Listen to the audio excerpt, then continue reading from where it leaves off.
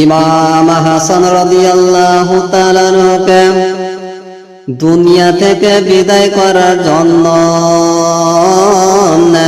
Yazid তখন মারওয়ানকে বললাম, ও মারওয়ান শোনো, যে ইমাম হাসান রয়েছেন, ইমাম হাসানকে যদি মারতে পারো তাহলে অনেক টাকা আমি দিয়ে দিব।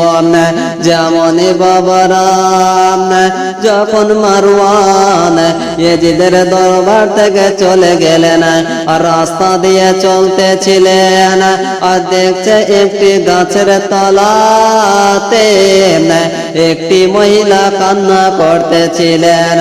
তখন মারওয়ান বলতেছিল, মা গো, ও গো মা, তুমি কিসের জন্য তুমি কান্না করছো না, কি কারণে তুমি কান্না করছো? তখন ওই মেয়েটি বলতেছিল, বেটারে আমি এই জন্য কান্না করতেছি, দেখো আমি অসহায় রয়ে আছি, আমার ঠিক গরিব আর কেউ নাই, আমি তিন টাইম খেতে পাই না এবং কি আমার বাড়ি ঘর নাই। মারওয়ান তখন বলতেছিল, মা তুমি কি পাকা বাড়ি তুমি নিতে চাও? তখন বাবা ওই মেয়েটির নাম ছিল মাইমুনা কুটনি। এই মাইমুনা বলতেছিল, বেটা আমার তো বাড়ি ঘর নাই। বাবারা বন্ধুরা যখনই এই কথা বললাম না মারওয়ানকে, তখন মারওয়ান বলতেছিল, মা গো, তুমি কি পাকা পাকা বাড়ি করতে চাওয়া, তুমি কি দুই তলা বাড়ি করতে চাওয়া? তখন মাইমুনা বলতেছিল, ও মারওয়ান শুনো গো, আমি পাকা পাকা আমি বাড়ি করতে চাই। মারওয়ান তখন বলতেছিল, মাইমুনা তুমি যদি পাকা বাড়ি করতে চাওয়া, তুমি যদি টাকাওয়ালা হতে চাও, তাহলে তোমাকে একটি কাজ করতে হবে। বাবারা বন্ধুরা তখনই মাইমুনা বলতেছিলেন, মারওয়ান বলো বলো আমাকে কি কাজ করতে হবে? তখন মারওয়ান বলতেছিল, মাইমুনা যে ইমাম হাসান রয়েছেন, ইমাম হাসানকে যদি মারতে পারো অনেক টাকা দেওয়া হবে। তখন মাইমুনা বলতেছিল, বেটা মারওয়ান আমি এত সুন্দর মানুষকে আমি আমার দ্বারাতে মারা হবে না, না আমি মারতে পারবো না। মারওয়ান বলতেছিল, মাইমুনা তুমি যদি ইমাম হাসানকে মারতে পারো তোমাকে অনেকগুলো টাকা দেওয়া হবে এবং কি তোমার 7 পিঁড়ি বসে খাবেন। তখন বাবারা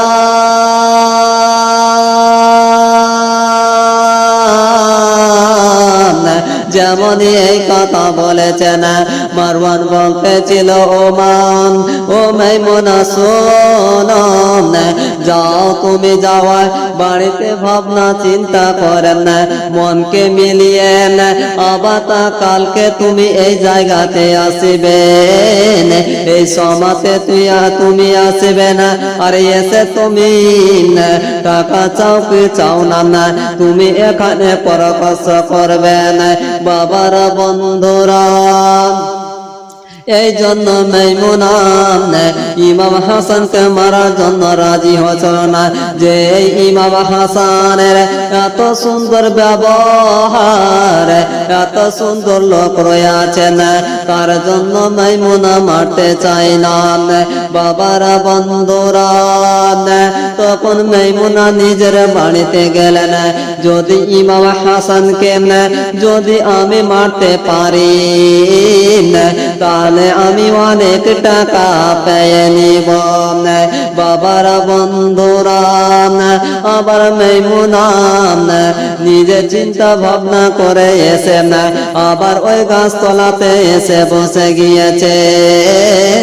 আর মারওয়ান এসে বলতেছিল, মাইমুনা বলো বলো তুমি তোমাকে যে আমি কালকে বলেছিলাম যে ইমাম হাসানকে মারতে হবে, ইমাম হাসানকে যদি মারতে পারো তাহলে অনেকগুলো টাকা পেয়ে নিবে। মাইমুনা বলতেছিল মারওয়ান আমি ইমাম হাসানকে আমি মারবো, বলো আমি কি করে মারবো? মারওয়ান বলতেছিলেন ও মাইমুনা শোনো তুমি যাও যাও যাওয়া জায়গা যদি ইমাম হাসানকে মারতে হয় তাহলে তোমাকে পরামর্শ করতে হবে না, কেননা যে উনার স্ত্রীর সঙ্গে তোমাকে মিষ্টি মিষ্টি কথা বলতে হবে। তখন বাবারা বন্ধুরা এই মাইমুনা তখন ওই আস্তে আস্তে ইমাম হাসানের বাড়ির সাইডে রয়ে আছে, আর যেমনই বাড়ি থেকে যেমন ইমাম হাসান যখন বের হয়ে চলে গিয়েছেন তখনই ওই মাইমুনা ইমাম হাসানের বাড়িতে প্রবেশ করলেন। বলতেছিল ও ইমাম হাসান তুমি কোথায় আছো রে? তখন ওই টাইমে ইমাম হাসানের স্ত্রী জায়েদা বের হয়ে আসলাম বলতেছিল না গো আমার স্বামী এখনো বাড়িতে নাই। বাবারা বন্ধুরা ওই মাইমুনা দেখতে পেয়েছেন যে ইমাম হাসান বাড়ি থেকে বের হয়ে গেছে ছল চলত্রি করার জন্য। তখন বিবি জায়েদাকে বলতেছিলেন ওরে ও ইমাম হাসানের স্ত্রী শোনো গো তোমার স্বামী কোথায় গিয়েছেন? তখন জায়েদা বলতেছিলেন আমার স্বামী এখনই বাড়ি থেকে বাইরে গিয়েছেন। আর তখন বলতে হয় আল্লাহ না আমি তো ইমাম হাসানের সঙ্গে দেখা সাক্ষাৎ হলো না। বাবারা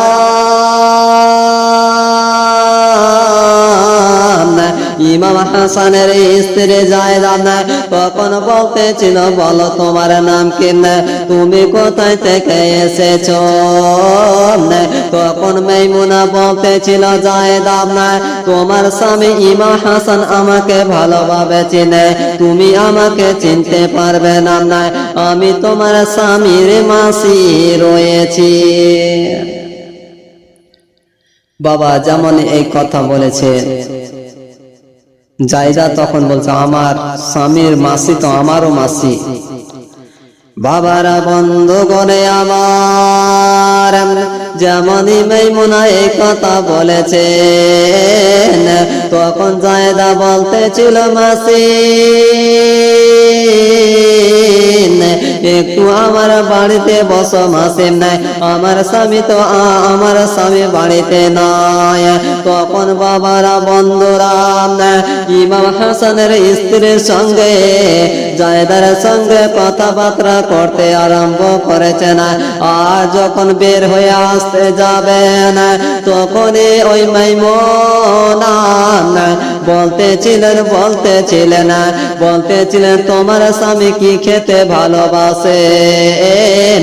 তখন বলতেছিল বিবি জায়েদা তখন বলতেছিল মাসি আমার স্বামী মধু খেতে ভালোবাসে। বাবা এইভাবে ছলচদ্র করতে করতে জায়েদার কাছ থেকে জেনে নিল যে ইমাম হাসান কি খেতে ভালোবাসে। বাবারা বন্ধ করে আমার যেমন জায়েদাকে এই কথা জিজ্ঞাসা করলেন আবার ওখান থেকে চলে গেলেন মারওয়ানের কাছে গিয়ে মাইমুনা গিয়ে পৌঁছে গিয়েছেন। মাইমুনা বলতেছিল মারওয়ান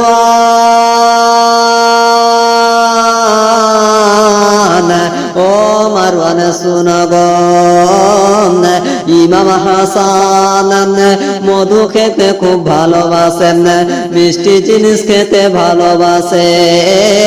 মারওয়ান তখন বাবা গন তখন একটি মধু দিল না, আর ওই মধুর সঙ্গে তখন ওই টাইমে বিষকে মিশিয়ে দিল না, যে মধু হয় লাল আর ওই মধুতে যেমন বিষ দিয়েছে বন্ধুগণ, আর ওই মধু কালো হয়ে গিয়েছে। তখন মাইমুনা বলতেছিলেন, মারওয়ান মধু হয় লাল আর এখন কালো হয়ে যাচ্ছে, আমাকে জায়দা যদি জিজ্ঞাসা করে আমি কি বলবো? মারওয়ান বলতেছিল, মাইমুনা শোনো, তুমি বলতে থাকবে এই মধু বিদেশি মধু রয়েছেন। বাবারা বন্ধু করে আমার, আবার ওই মাইমুনা টুক টুক টুক টুক করে চলতে চলতে ইমাম হাসানের বাড়ির কাছে এসে পৌঁছে গিয়েছে। আর ইমাম হাসান যেমন বাড়ি থেকে বের হয়ে যাবে গো, আবার ওই মাইমুনা তখন জায়দার কাছে এসে চলে আসলেন, বলতেছিল, জায়দা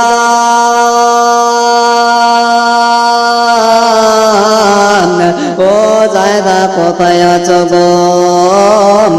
দেখো তোমার স্বামীর জন্য আমি মধু নিয়ে এসেছি, তোমার স্বামী মধু খেতে পছন্দ করে না, তার জন্য আমি মধু নিয়ে এসেছি। বাবারা বন্ধু করে আমার, জায়দা এত সুন্দর মানুষ, তার দিলে কোনো ময়লা মাটি নয়, তখন তার দিলে কোনো গোসা নাই। ওই মাইমুনার কাছ থেকে জায়দা তখন যেমনই ওই মধুটা নিয়েছেন, মধুটা যেমনই রেখে দিয়েছে। তখন জায়দা বলতেছিল, মাসি একটু আমার বাড়িতে বসো না। মাইমুনা বলতেছিলেন, রে জায়দা না, আমি এখানে আর বসবো না, আমাকে বাড়ি যেতে হবে। বাবারা যেমনই মাইমুনা যেমনই মধুটা দিয়ে চলে গিয়েছে, আর সন্ধ্যা বেলাতে ইমাম হাসান এসে পৌঁছে গিয়েছেন। তখন বলতেছিলেন, বাবা গো, ইমাম হাসান তখন বলতেছিলেন, ও বিবি জায়দা, কিছু যদি থাকে না আমাকে দাওয়া, আমাকে খিদা লেগেছে, আমাকে কিছু দাওয়া। তখন বাবা গো ওই মাইমুনা যে মধুটি দিয়ে গিয়েছেন ইমাম হাসানকে বিবি জায়দা দিয়েছেন, যেমনই মধু পান করেছে বন্ধুগণে আমার, ইমাম হাসানের দিলটা ছটফট করতে আরম্ভ করেছেন, দিলের মধ্যে আঘাত হতে আরম্ভ করেছেন। ইমাম হাসান বলতেছিল, বিবি জায়দা, তুমি আমাকে মধু খিলালে না, তুমি আমাকে বিষ খিলিয়েছ। তখন জায়দা বলতেছিল, স্বামী গো, আমি তো তোমাকে মধু দিয়েছি, আমি তো বিষ আমি দিইনি, মাসি এই মধুটা দিয়ে গিয়েছেন, তার জন্য আপনাকে আমি দিয়েছেন। ইমাম হাসান বলতেছিল, বিবি জায়দা, তুমি আমাকে নানা রওজার কাছে নিয়ে চলো। বাবারা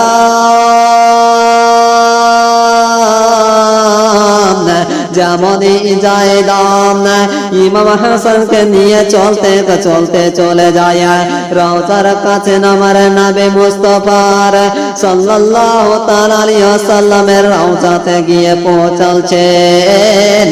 রওজা মোবারকের ধুলোবালি গুলো যেমনই মুখে মুসাফির করেছেন, যেমনই মেঘেছে রে বাবা, ওই বিষ পানি হয়ে গিয়েছে।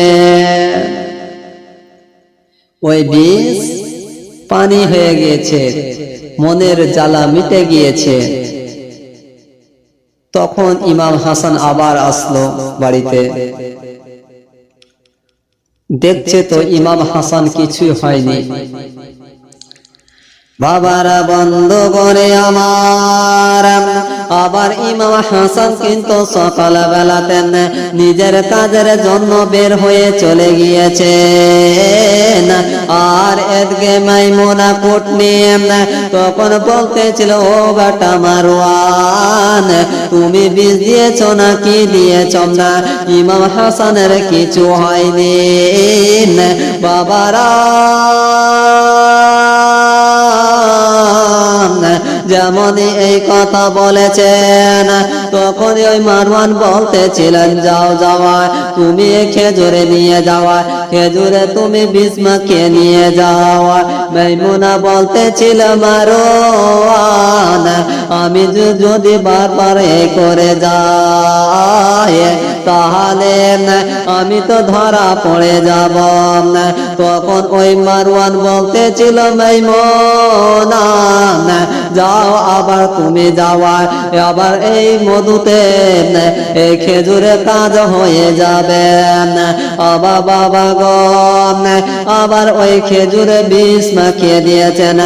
আবার ওই ইমাম হাসানের বাড়ির কাছে মাইমুনা এসে পৌঁছে গিয়েছে।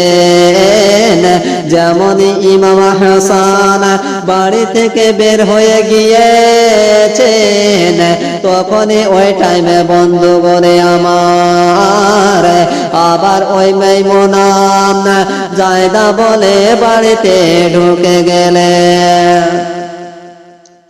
জায়দা বলে বাড়িতে ঢুকে গেলেন। বলতেছিল, জায়দা তুমি কোথায় আছো? বাবারা বন্ধ করে আমার ইমাম হাসানের বিবি জায়দা তখন ওই মাসের কথা শুনে, মাইমুনার কথা শুনে আওয়াজ শুনে আসলেন। আসারে পরবর্তীতে তখন বলতেছিল, বলো বলো না তোমার স্বামী কোথায় গিয়েছেন? জায়দা তখন বলতেছিল, মাসি আমার স্বামী বাড়ি থেকে অন্য জায়গা গিয়েছে কাজের জন্য। বাবারা বন্ধ করে আমার জায়দা তখন বলতেছিল, মাসি তুমি যে ওদিন মধু দিয়ে গিয়েছিলেন, আমার ওই মধু খেয়ে আমার স্বামীর ওই শরীরটা ভালো ছিল না। মাইমুনা তখন বলতেছিল, জায়দা তুমি যে আমি তোমাকে যে মধুটা দিয়েছিলাম ওটা হচ্ছে বিদেশি মধু, শরীরে বোধহয় সুট হয়নি।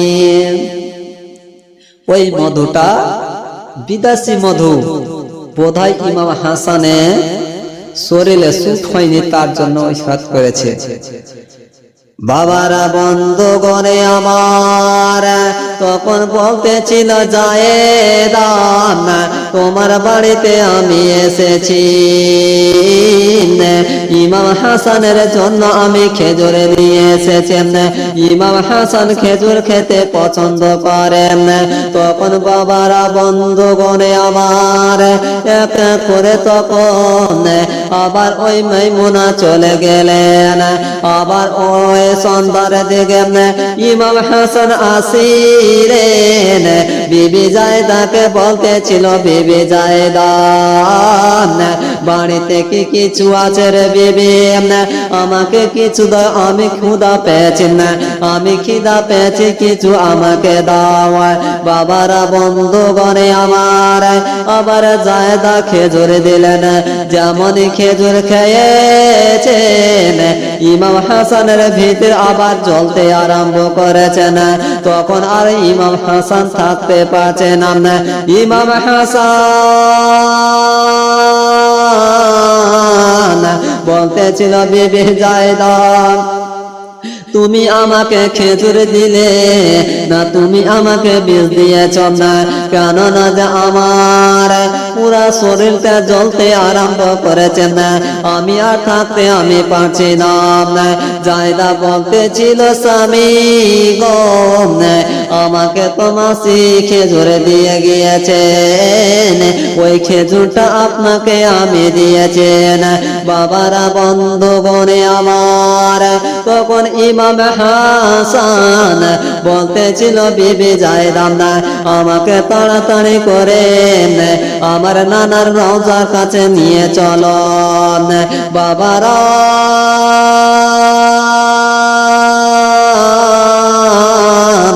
তখন ওই জায়দা নিজের স্বামী ইমাম হাসানকে নিয়ে চলতে আরম্ভ করেছেন।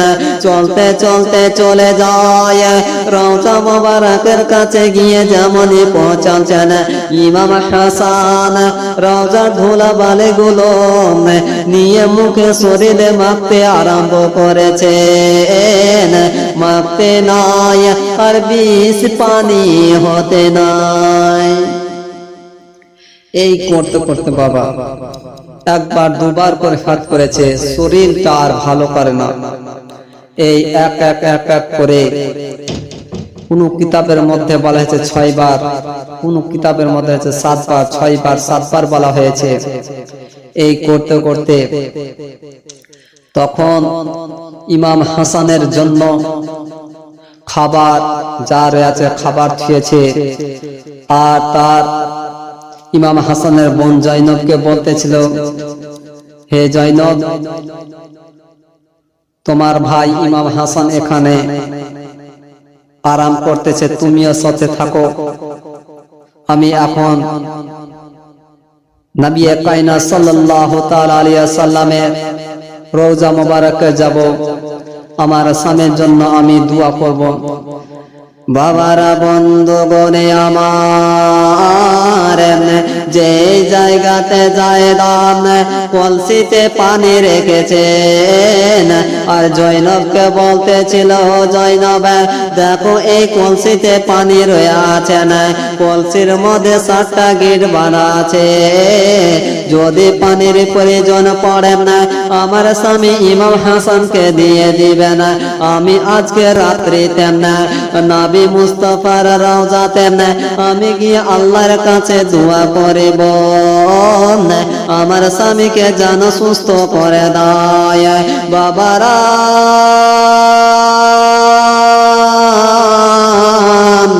নিজের স্বামীর জন্য জায়দা ওই রওজা মোবারকের কাছে গিয়ে যেমনই পৌঁছাবেন দোয়া করতেছিলেন।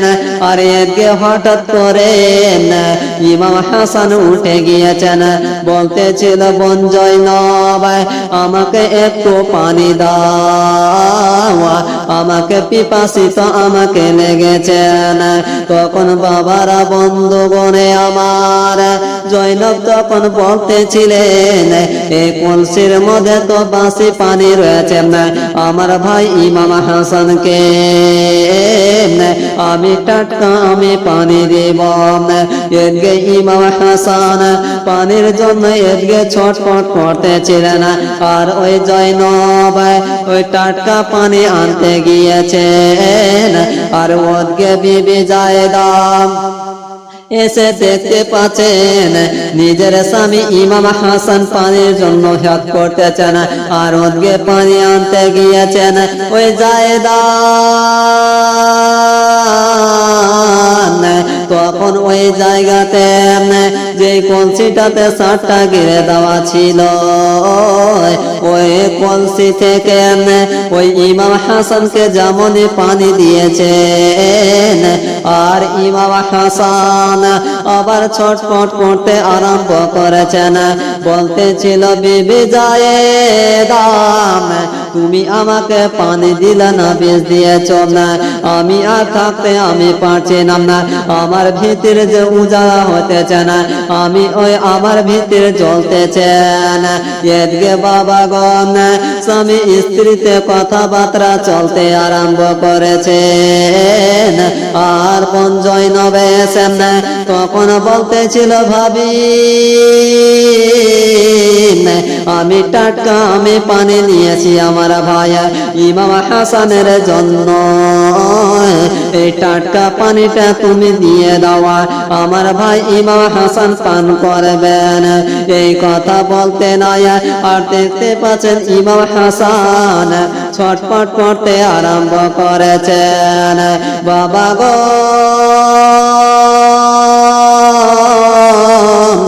যেমনই এই ভাত করেছেন, তখন ইমাম হাসান নিজের বেটা আবুল কাসিমকে বলতেছিলেন, জায়দা তখন বলতেছিল যাও যাও তোমার চাচা ইমাম হুসেনকে তুমি ডেকে নিয়ে আসো। তখন আবুল কাসিম দৌড়াতে দৌড়াতে গিয়ে ইমাম হুসেনের কাছে গিয়ে পৌঁছে গিয়েছেন। আবুল কাসিম বলতেছিল চাচা আমার আব্বা ইমাম হাসান শরীরটা ভালো করে না, ছটফট করতে আরম্ভ করেছেন। আর এদিকে বন্ধু করে আমার এক এক করে তখন যে পানিটা পান করেছেন, তখন বলতে ওই বমি বমি যেমনই ভাব আসতে আরম্ভ করেছেন। তখন ওই জয়নব বলতেছিল আমার ভাই এই থালির ওপরে বমি করবেন। বাবারা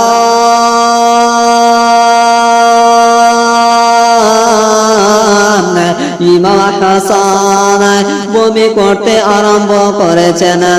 তখন বাবা গম কলিজাগুলো টুকরো টুকরো হয়ে বমির সঙ্গে হাত করতেছেন। আর ইমাম হুসাইন এসে উপস্থিত হয়ে গিয়েছেন। আর বলতেছিল ভাই ইমাম হাসান বলো বলো কি হয়েছে। বলতেছিল ভাই তোমার ভাবি জায়দা এই কলসি থেকে আমাকে পানি দিয়েছেন, ওই পানি আমি পান করেছি। পানি পান করার সাথে সাথে আমি আর থাকতে আমি পারছি না। বাবা গো